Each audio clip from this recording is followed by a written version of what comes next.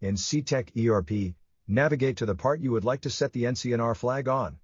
In this example we will use PRT5.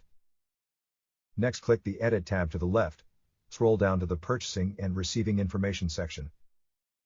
Mark the NCNR checkbox and click Update to save your change. Now that we have marked our part as NCNR, let's add PRT5 on a PQuote line.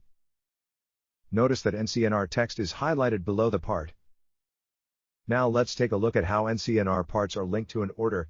We will start by adding a BOM that contains an NCNR component. In this example we will use TLA 1000. Click Add.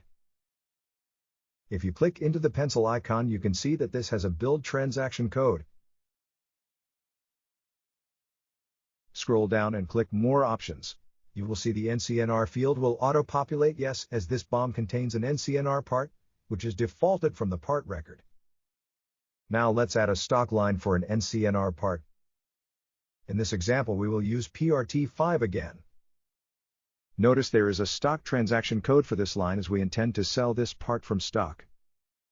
You can click More Options and see that this part has also defaulted yes in the NCNR box.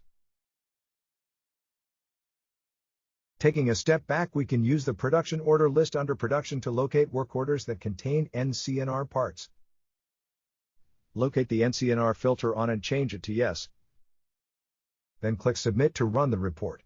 To see which part is flagged as NCNR, you can click into the specific order. Open the Parts tab.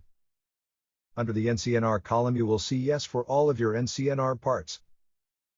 That's it. You're done.